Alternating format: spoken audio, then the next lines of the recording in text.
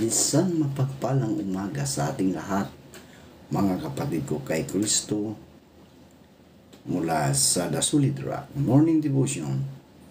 Isang kagalakan na muli tayo ay makapagbulay-bulay sa salita ng Panginoon sa umagang ito.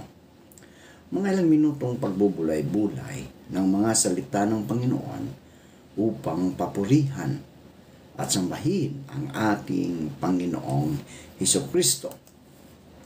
Ang ating pong pagbubulay-bulayan ngayong umaga ay matatagpuan sa Marcos, Kabanata 10, talatang 17 hanggang 31. Ito ang sinasabi. Nang papaalis na si Jesus, may isang lalaking patakbong lumapit sa kanya. Ang lalaki ay lumuhod sa harapan niya at tinanong siya, "Mabuting guro, ano ang gagawin ko upang magmana ng buhay na walang hanggan?" Ngunit sinabi ni Jesus sa kanya, "Bakit mo ako tinawag na mabuti? Walang mabuti kundi isa lang, ang Diyos. Alam mo ang mga utos. Huwag kang mangalunya. Huwag kang papatay, huwag kang magnakaw, huwag kang sumaksi sa kasinungalingan, huwag kang mandaya, igalang mo ang iyong ama at ina." Sinabi ng lalaki sa kanya, "Guro, ang lahat ng mga bagay na ito ay aking sinunod mula sa aking kabataan." Tiningnan siya ni Jesus at inibig siya. Sinabi niya sa kanya, "Isang bagay ang kulang sa iyo. Humayo ka at ipagbili mo ang lahat mong tinatangkilik. Ibigay mo ang salapi sa mga dukha at magkakaroon ka ng nakaimbak na kayamanan sa langit. Pagkatapos pumarito ka, pasanin mo ang krus at sumunod ka sa akin." Ang lalaki ay nalugmok sa salitang ito at siya ay umalis na namimighati sapagkat marami siyang pag-aari. Sa pagtingin sa palibot, sinabi ni Jesus sa kanyang mga alagad, "Napakahirap para sa mga mayroong kayamanan ang pumasok sa paghahari ng Diyos." Namangha ang mga alagad sa kaniyang mga salita. Muling sumagot si Jesus at sinabi sa kanila, "Mga anak, napakahirap makapasok sa paghahari ng Diyos ang mga nagtitiwala sa kanilang kayamanan. Madali pang dumaan ang isang kamelyo sa butas ng karayom kaysa sa pumasok ang isang mayaman sa paghahari ng Diyos." Sila ay lubhang nanggilalas at nagtanungan sa isa't isa, "Sino kaya ang maaaring maligtas?" Ngunit tiningnan sila ni Jesus at sinabi, "Ang mga ito ay hindi maaaring magawa ng mga tao. Subalit, hindi gayon sa Diyos, sapagkat ang lahat ng mga bagay ay maaaring magawa ng Diyos." Pinagpala na po tayo sa pagkabasa at pagkarinig ng kaniyang mga salita. Tayo po ay manalangin. Dakilang Diyos at makapangyarihan sa lahat, muli o Diyos, naririto ang iyong mga anak upang ikaw o Diyos ay sambahin, pasalamatan sa isang gabing nagdaan sa aming mga buhay na kami iyong iniingatan, Ama, mula sa aming pagkatulog. Maraming salamat, Ama, sa muli mong pagising sa amin, sa muli mong pagbibigay ng buhay, ng lakas at ng karunungan upang kami, o Diyos, ay patuloy na humarap sa hamon ng buhay dito sa mundong aming ginagalawan. At sa umagang ito, Panginoon, aming naalala ang aming mga kaibigan na nasa banig ng karamdaman. Patuloy mo po silang abutin, pagalingin o Diyos sa karamdamang kanilang nararanasan sa pagkakataong ito. Ibalik mo ang kanilang mga lakas o Diyos dahil sa karamdaman. Kung ito man ay karamdaman sa sakit sa puso, sa diabetes, sa hypertension, sa kidney, sa roon ng bali sa kanilang mga katawan, Panginoon, Lord, hilutin mo, O Diyos. Abutin mo ito at pagalingin mo, Panginoon. Particular na po ang iyong anak na nagkaroon ng hindi maganda ang kanyang mga paa, ang anak mong si Pastor Mar. Panginoon, Lord, hipuin mo ang kanyang mga paa upang ito ay gumaling at muli siyang makapaglingkod sa inyo, Panginoon. Makapaglingkod siya sa iyong paaralan, ang institusyon mo, Panginoon. Lord, pagpalain mo po ang mga anak mong ito at ibigay mo sa kanila ang kalakasan na kanilang mararanasan, Panginoon. Gayon din po, Panginoon, aming inilalapit sa inyo ang mga anak mong magsisipasok sa kanilang mga trabaho, sa kanilang mamaniho ng mga sasakyan. Bigyan mo po sila ng proteksyon, Panginoon, sa daan upang hindi sila magkaroon ng anumang aksidente. Bigyan mo sila ng pusong mapagpakumbaba upang hindi sila, Panginoon, makaranas ng hindi maganda sa kalsada, Panginoon. Lord, sa umagang ito, patuloy ko ring itinataas ang iyong mga anak na nag-aaral sa pagkakataong ito. Papasok sila sa kanilang paaralan. Ang mga kabataang ito, Panginoon, ingatan mo sila. Madulas ang kalsada, O Diyos, dahil sa ulan, pag-uulan. Lord, Ikaw ang siyang manguna sa kanila upang makarating sila ng maluwalhati sa kanilang mga paaralan, Panginoon. Amin ding idinadalangin, O Diyos, ang mga kaibigan naming mga matatanda na, mga senior citizen. Naingatan mo sila sa kanilang mga buhay.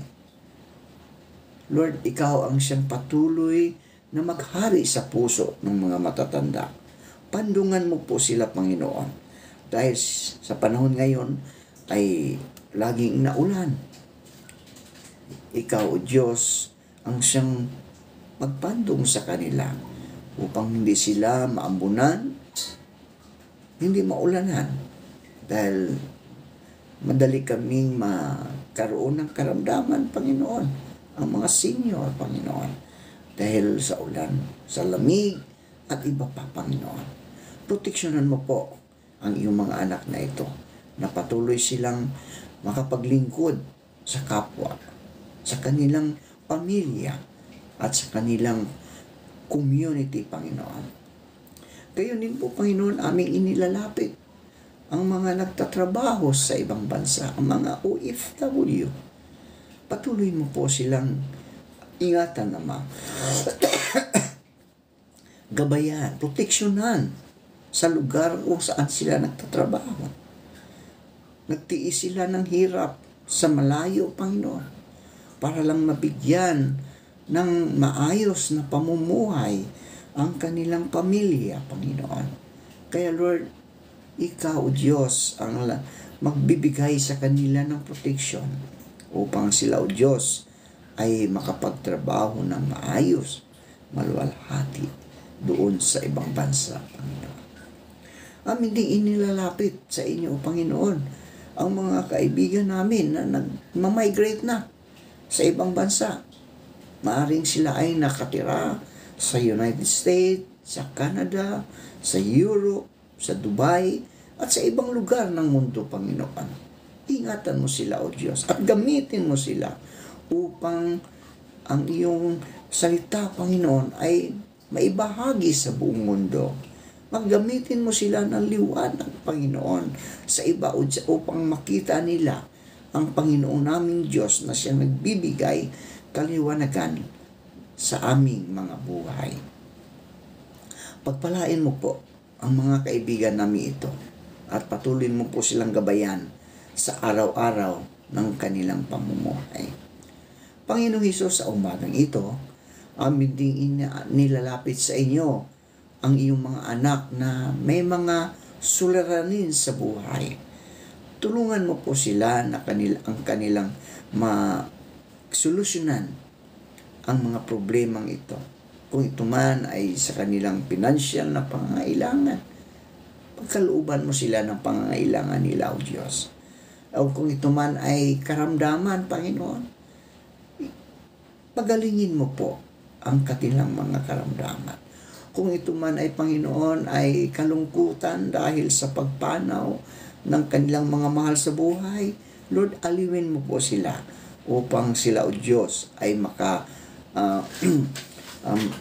matanggap nila, Panginoon, ang mga bagay na hindi namin kontrolado, Panginoon. Lord, ipuin mo po ang puso ng mga anak mong ito.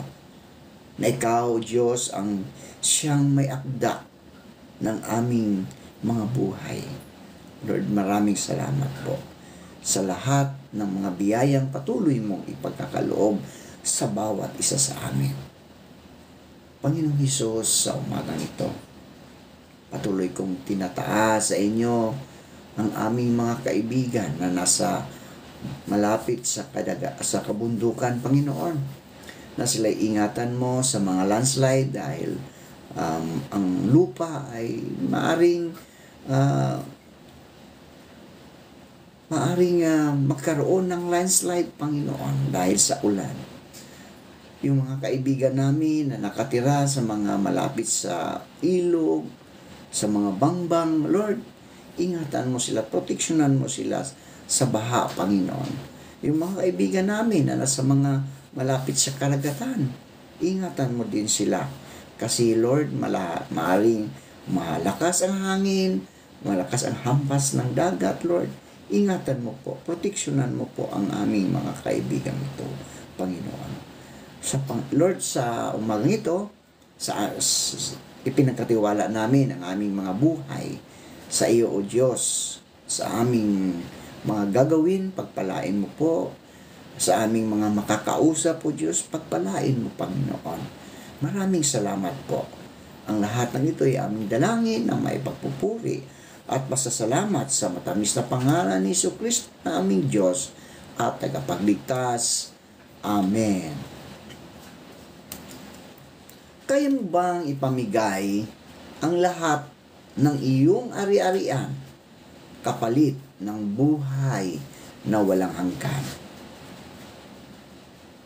Madaling sabihin na mahal natin ang Panginoong Diyos dahil sumusunod tayo sa lahat ng kanyang mga kautusan. Subalit, mga kaibigan ko, ang pag-ibig natin sa Diyos ay hindi magiging makatotohanan kung hindi rin natin kayang ibigin. Kung hindi rin natin kayang ibigin ang ating kapwa at pagkalooban ng ating mga biyaya at yaman. Sa mabuting balita ayon kay San Marcos, Kabanata 10, talatang 17 hanggang 27, patakbong lumapit kay Jesus ang isang lalaki. Lumuhod siya at nagtanong kung ano ba ang dapat niyang gawin upang makamtan niya ang buhay na walang hanggan.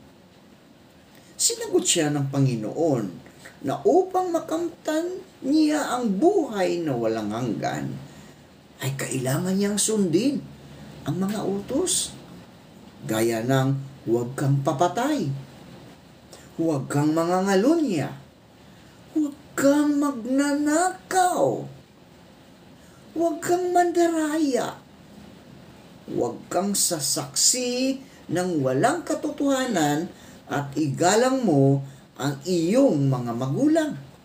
Iyon po ang mga utos na kailangan nating sundin. Pero, sumagot ang nasabing lalaki na mula pa lang sa kanyang pagkabata, siya ay tinutupad na niya ang lahat ng mga iyon, no? Tinutupad na niya. Maring tayo rin, mga kaibigan, tinutupad na natin yan. Hindi tayo pumatay, hindi tayo nagnakaw, hindi tayo nagsisinungaling, nagsaksi ng hindi katotohanan sa ating kapwa. Pero meron pang isa, kaibigan. Ang sabi ng Panginoon, gayon pa man, winika ng Panginoon na isang bagay na lamang ang kulang. No? Isang bagay na lang ang kulang sa kanya at kailangan niyang gawin. Ano ngayon ano ang gagawin ng lalaking ito? O kung tayo man, mga kaibigan, ano ang ating gagawin? Kung sasabihin ng ating Panginoon ngayon, na ipagbilin mo ang iyong mga ari-arian at ipamigay sa lahat ng mga mahihirap, yung sa mga nasalaylayan ng lipunan, ang lahat ng pinagbibintahan mo. Kaya ba nating gawin yon, mga kaibigan? Hindi naman hindi naman hindi naman literal na ibinta lahat ng ating mga ari-arian. Ang ibig lang sabihin nito, mga kaibigan, na bigyan natin ng kaukulang pansin ang mga nangangailangan. Kung tayo man ay sobra-sobra ang mga pagpapalang ibinigay sa atin ng Panginoon, mga kaibigan, no? Bigyan mo ang mga nangangailangan. Lalong-lalo na yung mga duka na nangangailangan pambayad sa hospital, pambili ng gamot, at iba pa. Di ba? Kaya ba natin yun, mga kaibigan? Para magkaroon tayo ng buhay na walang hanggan, tulungan natin ang mga kaibigan nating nasa laylayan ng lipunan. Dito ay matatamo natin ang buhay na walang hanggan ayon sa Marcos 10:21. Pero anong nangyari sa lalaki? Nanlumo ang lalaki sa marinig niya na winika ni Jesus. Malungkot na umalis ang lalaki dahil hindi niya kayang gawin ng ipagbili at ipamigay ang kanyang kayamanan. Ipinapakita lamang dito, mga kaibigan, sa kwento sa ating pagbasa na hindi kayang bitiwan at ibahagi ng lalaki ang mga ari-ariang alang-alang sa kanyang kapwa na nangangailangan ng tulong. Hindi naman literal na kailangang ibenta, mga kaibigan. No? Hindi naman literal. Ang lalaki, ang lahat niyang kayamanan. Gayon din tayo, mga kaibigan. Hindi naman literal yan. No? Naibenta lahat ang ating mga kayamanan. Ang ibig lang sabihin dito, natulungan natin ang mga nangangailangan kung sobra naman ang mga pagpapalang ipinagkaloob sa atin ng Diyos. So, ang nais lamang ng Diyos na ibahagi ng lalaki sa kanyang kapwa na salat sa buhay ang anumang biyayang natanggap niya mula sa Panginoong Diyos. Hindi niya dapat suluhin ang biyayang ipinagkaloob ng Diyos sapagkat ito ay ipinagkatiwala lamang sa Kanya, di ba? Ipinagkatiwala na lamang sa atin ng mga biyayang ito. No? Ang mahalaga, mga kaibigan, pinagpala tayo at ibahagi naman natin ang mga pagpapalang ito sa mga nangangailangan, lalong-lalo na doon sa mga nasa laylayan ng lipunan. Yung mga mahihirap, yung mga dukha, mga kaibigan. Kaya obligasyon din na niya na ibahagi ito sa ibang tao sa nasalap, sa kaginhawaan sa buhay. O di ba mga kaibigan? Pasalamat tayo dahil ang biyaya ng Diyos ay binigay sa atin, pinagkatiwala sa atin ang kanyang mga biyaya. No? Biyaya ng kayamanan. No? So hindi maaaring katawiran natin unang lalaki na porket sinusunod niya ang lahat ng utos ng Diyos ay sapat na ito para makamtan niya ang buhay na walang hanggan. Gayon sa ating buhay rin mga kaibigan, hindi sapat na tayo ay sumusunod sa kanyang mga utos. No? Kasi ang pinaka-importanting utos ng Panginoon ay ibigin mo ang iyong Diyos, unang-una. Pangalawa, ibigin mo ang iyong kapwa. Kapag inibig mo ang iyong kapwa, mga kaibigan, kaya mo siyang tulungan. Handa mo siyang tulungan. Di ba? Ano man ang kanyang mga pangangailangan. Kung ikaw man ay sobra-sobra ang kayamanan na natanggap mo mula sa Diyos, bahaginan mo naman ang nangangailangan, kaibigan. Hindi sapat sa paningin ng Diyos o ng Panginoong Diyos ang pagiging masunurin sa lahat ng kanyang mga utos. Dahil kung ang pagiging masunurin natin ay wala namang kalakip na pag-ibig sa ating kapwa, wala rin itong halaga, mga kaibigan. Wala rin itong halaga. Ngayon, mga kaibigan, ito ngayon ang hamon sa atin. Maaring mabait nga tayo sa paningin ng ibang tao dahil malimit tayong magdasal, magsimba, at namamanata. Namamanata nga yung iba, di ba? Subalit, mga kaibigan, ang lahat ng ito ay mawawala ng katuturan kung wala rin tayong ginagawa para makatulong sa mga taong nangangailangan.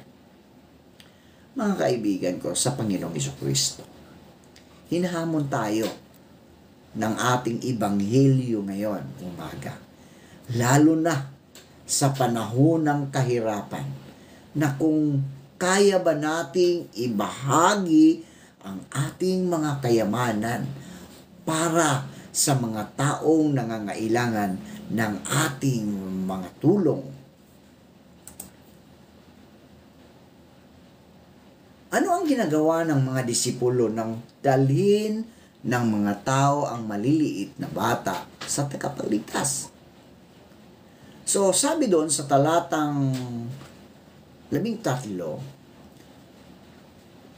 sinaway o ay nagsasaad na sinabihan ng mga disipulo ang mga tao na hindi nila dapat dalhin ang kanilang mga anak sa tagapagligtas. Sabi ng verse 13, dinala ng mga tao ang kanilang maliliit na anak kay Jesus upang patungan niya ng kamay at pagpalain. Pero pinagbawalan sila ng mga tagasunod ni Kristo. Ngayon, ano man ang sinasabi ng tagapagligtas sa mga disipulo? Sinasabi ko sa inyo, ayon sa Marcos 10:15-16, ipaliwanag na ang mga katagang tumanggap ng kaharian ng Diyos. Ayon sa talatang 15, ay tumutukoy sa pagtanggap ng Ebanghelyo. Sinasabi ko sa inyo ang totoo, ang sinumang hindi tumatanggap sa paghahari ng Diyos na gaya ng pagtanggap ng isang maliit na bata ay hindi mapapabilang sa kaharian ng Diyos. Pagkatapos, kinalong niya ang mga bata, ipinatong ang kanyang kamay sa kanila at pinagpala. So ngayon, ano naman sa palagay natin na ibig sabihin ng tanggapin natin ang Ebanghelyo tulad ng isang maliit na bata? Tandaan ninyo, mga kapatid, ang sinumang hindi kumikilala sa paghahari ng Diyos tulad ng pagkilala ng isang maliit na bata ay hindi pagharian ng Diyos. Kinalong ni Jesus ang mga bata, ipinatong ang kanyang kamay sa kanila at binasbasan. So, maaring ang alintuntunin na matutuhan natin sa mga talatang ito, mga kaibigan, tungkol sa mangyayari kapag tinanggap natin ang Ebanghelyo ng Diyos tulad ng maliliit na mga bata. Maaring iba-iba ang ating mga sagot. Ngunit tiyakin na malinaw na kapag tinanggap natin ang Ebanghelyo tulad sa maliliit na bata, magiging handa tayo sa pagpasok sa kaharian ng Diyos. Ngayon, ano naman ang itinatanong ng lalaki tungkol sa tagapagligtas? At paano naman tumugon si Jesus? Di ba? So, ang sabi sa Matthew 19:20, kung ibig mong maging sakdal, humayo ka. Di ba? Humayo ka, ipagbili mo ang tinatangkilik mo at ibigay mo sa mga dukha. At magkakaroon ka ng kayamanan sa langit at pumarito ka, sumunod ka sa akin. Malinaw na malinaw ang sinasabi sa Matthew, mga kaibigan, na tulungan natin ang ating kapwa na nangangailangan. Kung tayo man ay puno, maraming mga pagpapala na ating natanggap mula sa ating Panginoong Jesucristo, ibahagi mo naman sa mga nangangailangan. Ibahagi mo sa mga nangangailangan. Lalong-lalo na kung ito man ay kailangan para sa paggamot ng kanilang karamdaman. Ngayon, ano naman ang sinasabi ng tagapagligtas na kulang pa sa lalaking ito? Ang sabi noon ay, pagtitig sa kanya ni Jesus, ay giniliw siya. Sumagot ang Panginoon, kung ibig mong maging ganap, ipagbili mo ang lahat ng iyong ari-arian at ipamahagi mo sa mahihirap ang pinagbilhan at magkaroon ka ng kayamanan sa langit. So, ang reaksyon ng lalaking ito, pagkarinig niya, malungkot siyempre, na umalis ang binata kasi siya ay napakayaman. Minsan sa ating buhay, mga kaibigan, kapag tayo sobra ang yaman at ating ipamigay sa mga nangangailangan, minsan ay nalulungkot tayo na mabawasan ang ating kayamanan. Lalong-lalo na ngayon. Uso ngayon ang mga nasa pamahalaan, Yung mga nasa pamahalaan, mayaman na yan eh. Bakit? Ang buong pamilya nila ay nasa gobyerno. Ang anak, mayor, congressman, senador, gobernador, at iba pang mga posisyon. Bakit? Ayaw nilang mabawasan ang mga kayamanan nila. Gusto nilang madagdagan. Di ba? So, mga kaibigan, hindi naman masamang may kayamanan. Huwag naman tayong mandaya din sa ating kapwa. Yung kautosan ng ating Panginoong Jesucristo. At huwag mandaya at tulungan ang mga nangangailangan. Gabagamat maaring hindi tayo inutosang ibigay ng malaking kayamanan natin para sumunod sa Panginoon, inuutos niya sa atin, mga kaibigan, na gumawa tayo ng iba pang mga sakripisyo para makapaglingkod sa Kanya at masunod ang Kanyang mga kautosan. Manalangin tayo. Marami pong salamat, Panginoon, sa mga salitang aming na pagbubulay-bulayan ngayong umaga. Oo, Panginoon, napakahirap nga po na makapasok ang isang mayaman sa kaharian ng Diyos. Kung ito man ay kanilang sinisinta ang kanilang kayamanan. Pero kung ang kayamanang ito ay magdadala upang makatulong sa aming kapwa, Lord, maraming salamat dahil kami po ay instrumento lamang po upang kami ay makatulong sa aming kapwa. Salamat, Panginoon, dahil Ikaw ang siyang aming Panginoon na patuloy na umiibig sa amin. At ginawa kami rin, Panginoon, bilang tagasunod mo, Panginoon, na ibigin din namin ang aming kapwa. Tulungan namin ang aming kapwa ang nangangailangan, O Diyos. Salamat sa pagpapalang ipinagkatiwala ninyo sa amin. Tulungan mo ang iyong mga anak na nangangailangan. Lord, maraming salamat po. Ito ang aking dalangin na may pagpupuri at pasasalamat sa matamis na pangalan ni Jesucristo na aming Diyos at tagapagligtas. Amen.